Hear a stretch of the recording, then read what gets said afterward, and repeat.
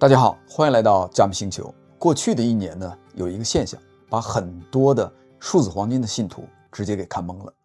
2025年，黄金涨了大约64%，一路打到了历史新高。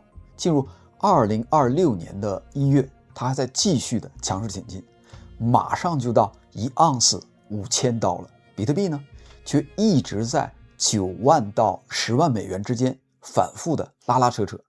前不久刚刚冲高到9万8，现在呢又掉到了9万以下。如果比特币真的是数字黄金，那么为什么在同一个不确定性上升的大的宏观背景下，他们走出了两条完全不同的曲线？答案呢不在 K 线里边，而在买单的背后。今天呢，我们来探讨一个根本性的问题：黄金和比特币都在主打稀缺，总量几乎写死，可价格的走向却完全的不同。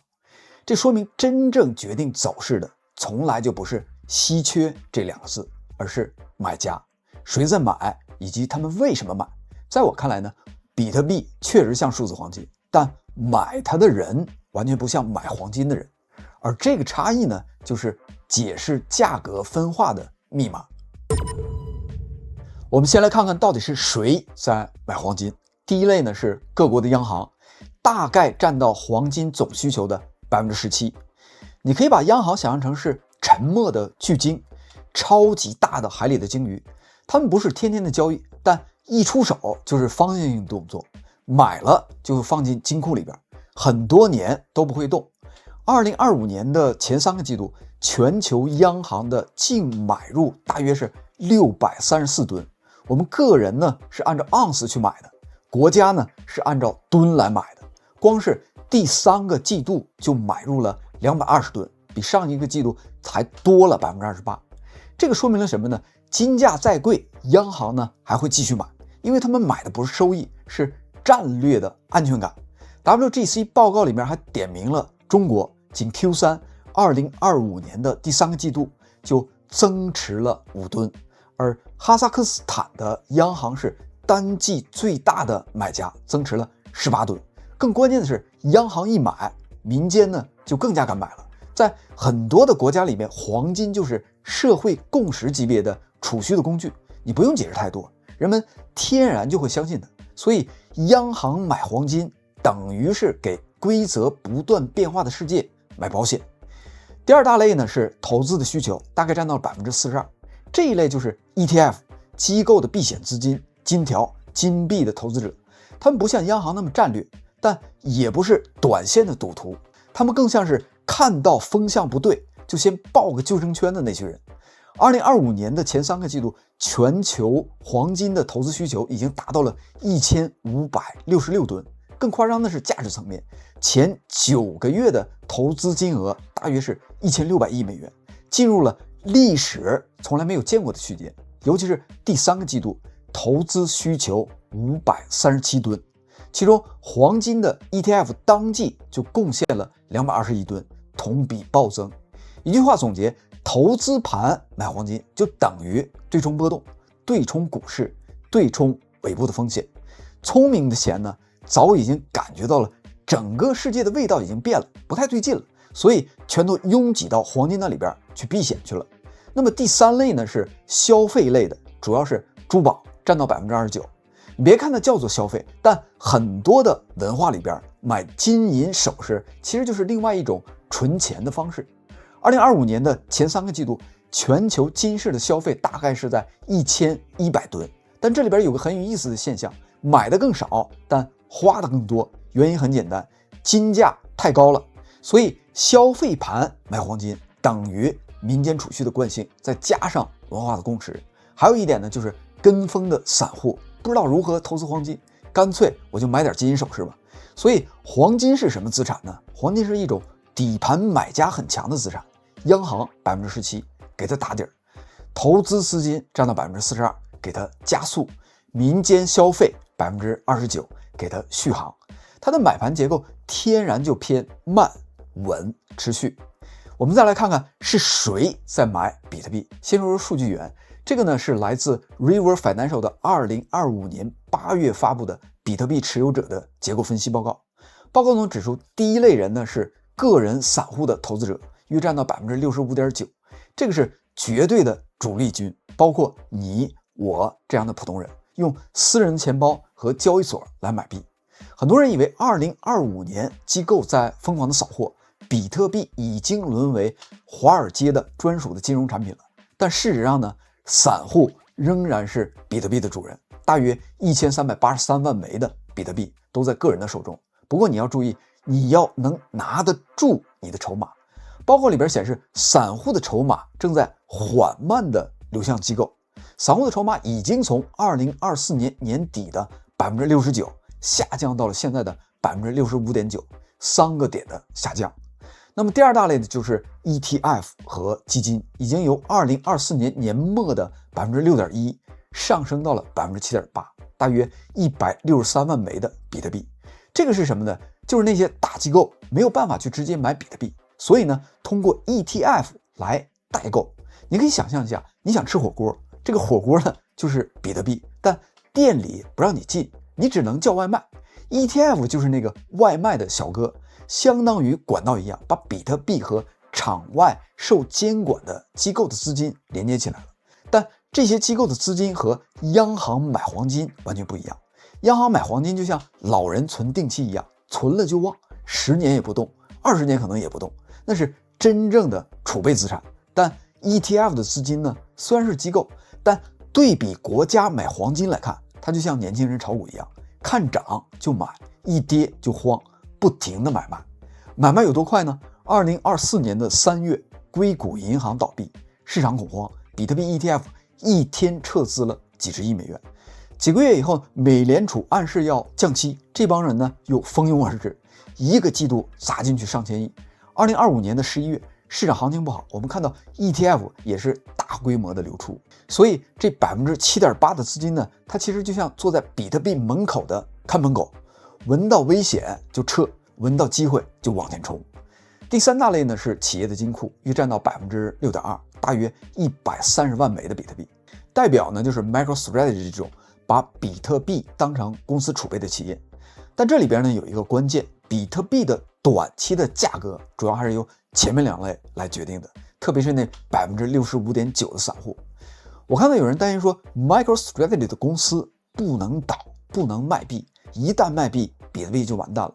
但我完全不这么看，企业金库总共才占到所有比特币的 6%， MicroStrategy 占到所有比特币的 3.4%， 就算它全卖了，短期呢可能会下跌一下，但散户和其他的买家肯定有人接盘，大家可能会很高兴。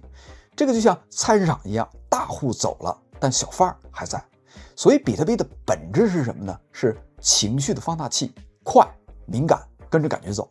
同样叫做硬通货，黄金呢更像国家的保险箱，比特币呢更像市场的温度计，一个在为混乱买保险，一个在为心情打分数。所以买盘的结构决定了它们的基因完全不同。那么当它们的走势分化时候，究竟在向市场传达什么样的信号？我们可以把全球市场呢想象成是一艘巨轮，黄金呢是船长的航海仪，看的是前方的冰山，也就是秩序的风险；比特币是轮机长的转速表，看的是燃油的供应、流动性的风险。现在呢，船长盯着雷达直皱眉，前面好像有冰山，特朗普的政策一直在变化。轮机长开始降油门，船的方向和动力正在同时变得谨慎。黄金在涨，说明那些船长们，也就是央行和避险的资金，开始担心前面的路不太平。他们担心的不是今天的油价涨了还是跌了，而是整个航线可能要改道。用大白话说，就是黄金涨价，意思是说这个世界开始不太平了，我们得准备点保命的东西。比特币不涨甚至跌，说明轮机长们，也就是炒币的散户和机构，开始担心油箱见底儿。他们最关心的是手里有没有钱，市场的活跃度到底够不够。一旦觉察到可能要没有钱玩了，就开始踩刹车。用大白话来说，比特币不涨，意思是说钱开始变紧了，高风险的东西我先卖了再说。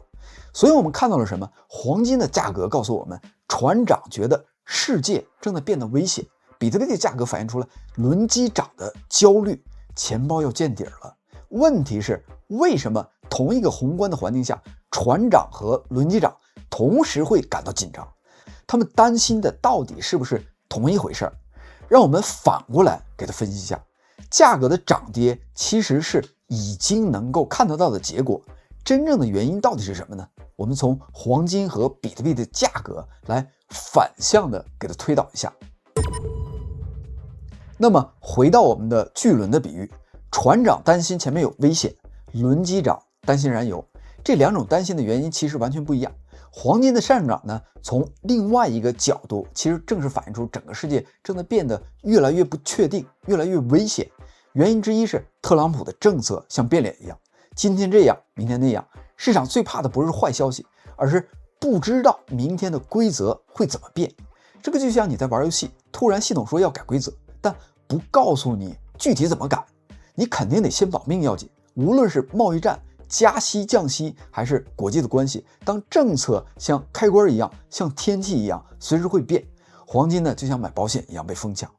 原因之二呢，是世界的局势不稳定，俄乌战争还没有结束，台海这边，中国解放军在台湾周边又搞了一场大规模的演习，红海、也门航运的风险，伊朗内部的动荡，这些呢都让市场的神经紧绷。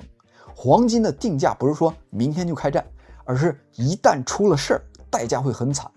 这个就像你买汽车的保险，你买的不是说出车祸的概率，而是万一出事儿了，你能有所保障。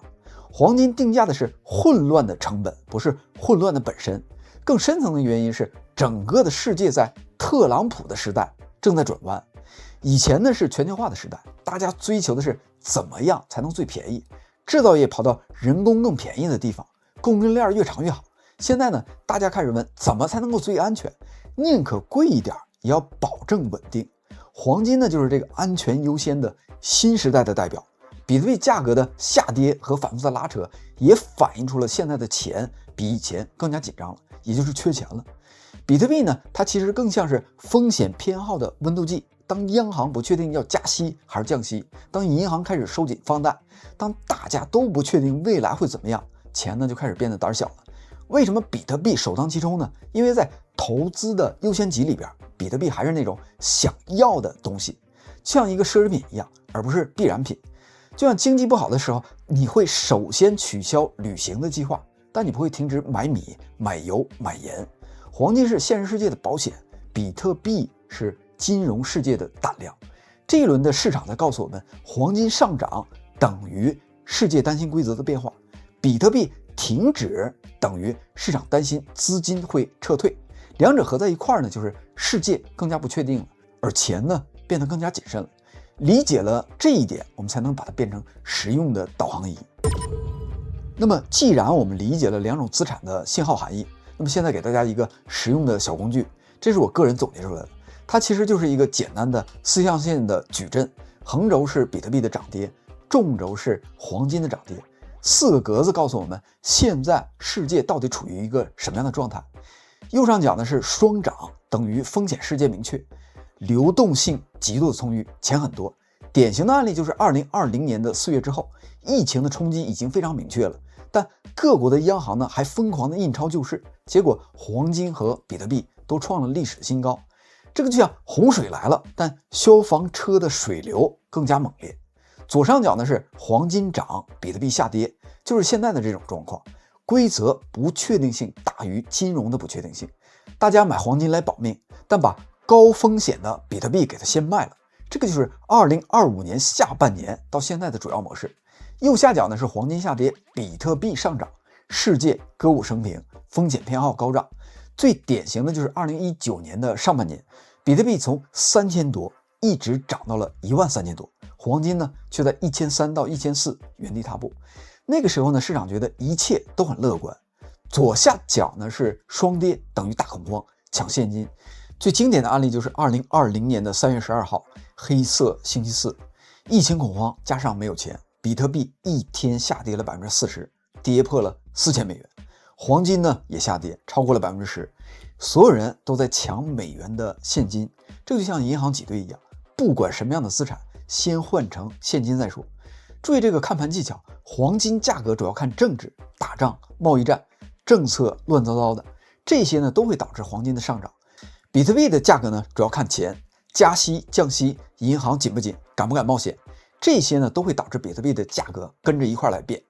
这样呢，你就能通过2个价格快速判断现在的世界到底是一个什么样的大环境。好的，今天的核心观点就是黄金呢在给规则会变来定价，比特币呢在给钱会撤来定价。所以今天的视角是无需再问比特币是不是数字黄金，而要问今天的世界更需要保险还是更需要勇气，价格呢会给你一个答案。好的，这个就是今天所有的内容。如果你喜欢这类的深度内容，请点赞订阅频道，也欢迎加入我们的 Discord 社区吃瓜群众自治社，入口呢就在外网频道的主页。好的，我们下期视频再见，谢谢，再见。